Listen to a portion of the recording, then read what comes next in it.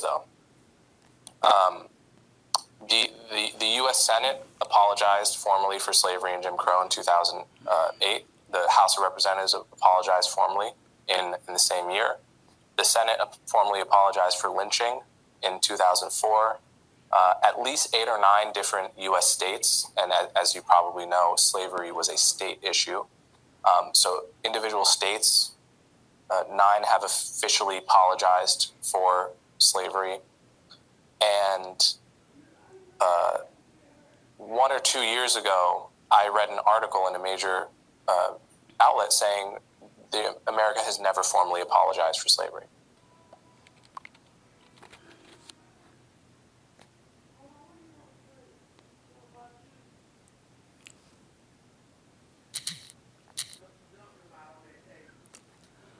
All right, Shalom. First and foremost, I want to begin this lesson by giving all praise and glory to Yahweh, Ba'ashem, Yahushai, Ba'ashem, Rakakadash, and that's like to give double honors to our teachers, the apostles, the elders, great millstone, GMS, to all of us, 100% truth according to the Bible, as being great examples to us in the faith.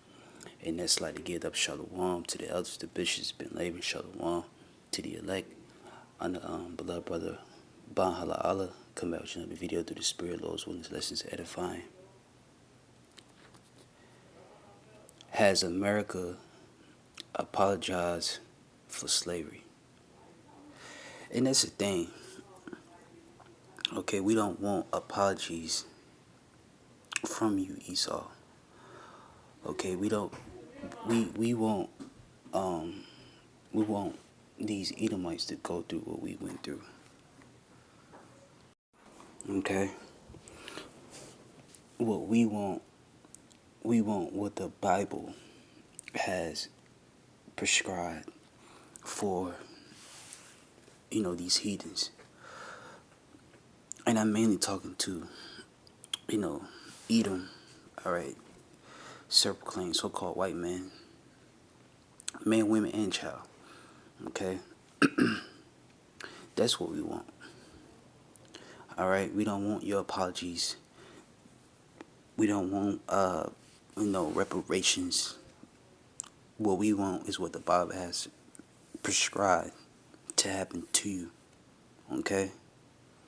We want you, okay? We don't want your apologies. We want you.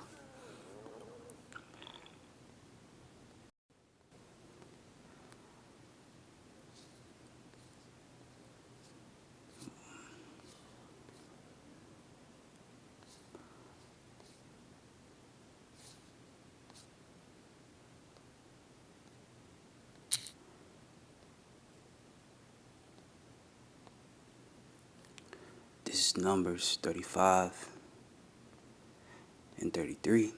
So ye should not pollute the land wherein ye are, for blood it defileth the land, and the land cannot be cleansed of the blood that is shed therein, but by the blood of him that sheddeth. And Esau, Edom, has defiled this land, not to mention he stole this land, rape, rob, murder, pillage. Look what happened. Look what happened to Gad, Reuben, Issachar, all the 10 tribes in the northern kingdom, right? And when the southern kingdom came over, Judah, Benjamin, Levi, this devil slaughtered them too. So we don't want reparations. We don't want we don't want your apologies. We once again, we want what the Bible has prescribed to happen to you. That's what we should be desiring. Okay, not apology from our enemies. Oh, we sorry. We don't want that. We want those that shed our blood for their blood to be shed. And that's you, Esau. Okay? That's how you're going to make America great again. Your blood got to be shed.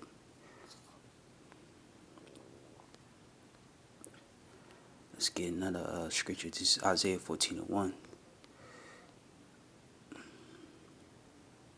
It says, for the Lord will have mercy on Jacob, which is the Israelites, all 12 tribes, so-called Negroes, so-called Latins, Native American, and the Israelites where they are scattered. All right, and we yet choose Israel, and we set them in their own land. And the strangers shall be joined with them, and they shall cleave unto the house of Jacob. And the strangers are the Israelite foreigners. Verse 2, and the people shall take them and bring them to their place. And the house of Israel shall possess them in the land of the Lord for servants and handmaids. And they should take them captives, who captives they were, and they should rule over their oppressor. Okay? And that's what we want. We don't want your apologies. We want you. We want to own you. And we is going to own you. Alright? For servants and for handmaids. For slave men, slave women.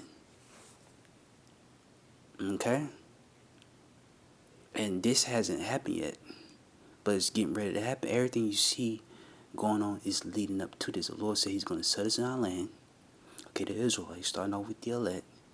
And by the way, this is not our land. Africa is not our land. Our whole land is Jerusalem. Alright? Israel. Alright? And like the scripture say, and the people shall take them and bring them to a place we're going to round you up. Right? And the house of Israel shall possess them. When you possess something, you own it. And we're going to own these heathens soon come. They're going to be our slaves soon. Okay, let's look up the word possess.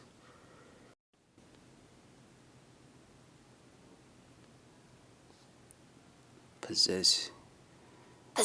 Dictionary.com says have as belonging to one. Owned. Look, have, own. Having one possession, be in possession of. Have to one's name. Okay? So we gonna have you heathens for servants and handmaids, for slave men, slave women. Okay?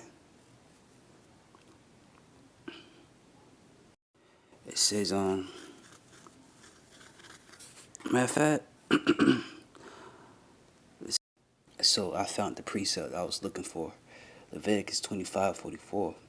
Both died behind men, slave men, and died behind maids, slave women, which thou shalt have. Have, keyword, have. That was one of the synonyms for that word possess. Shall be of the heathen, the other nations.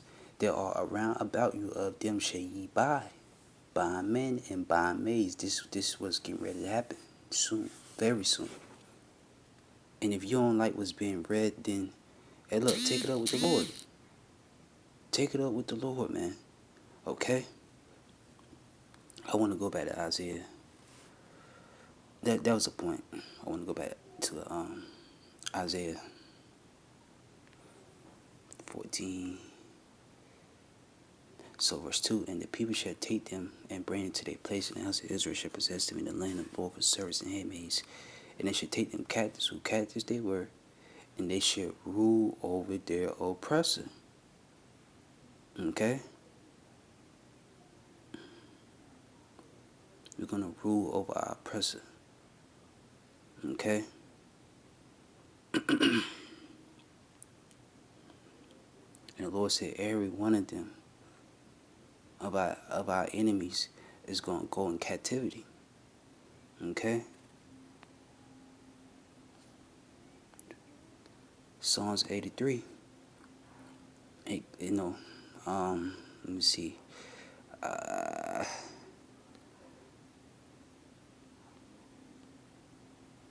This is Psalms 83. I started 2, for lo, thy enemies make a tumult, and they that hate thee have lifted up their head.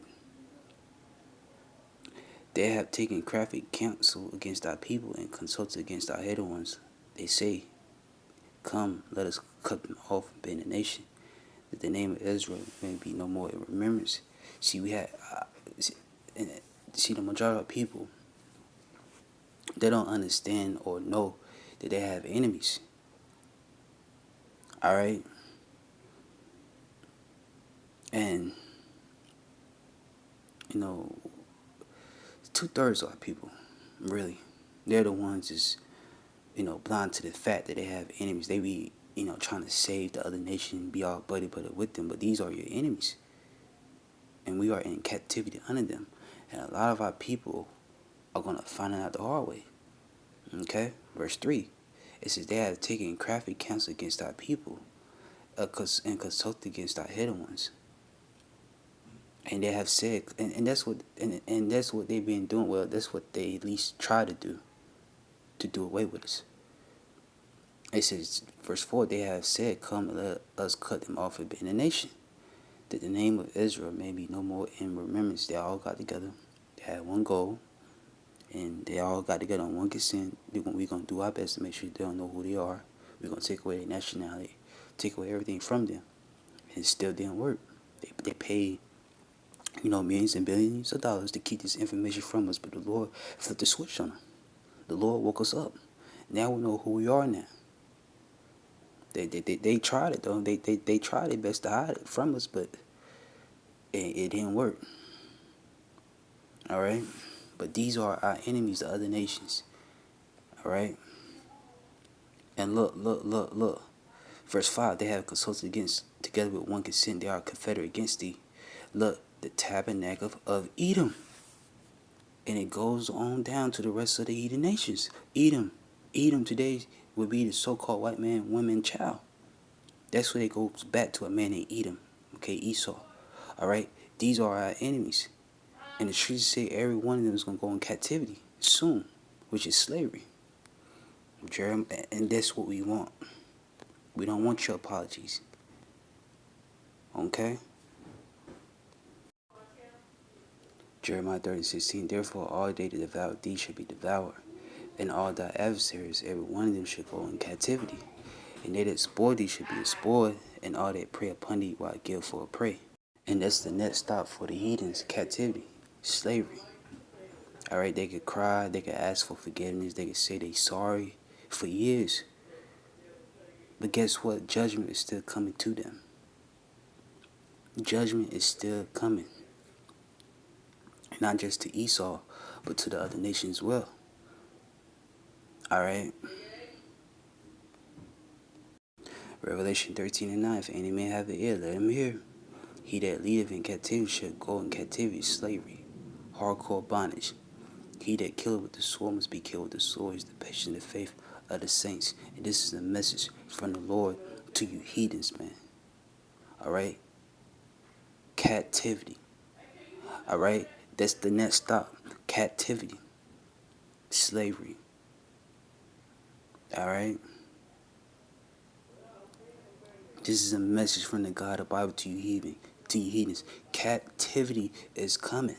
He that live in captivity shall go in captivity. Shalom.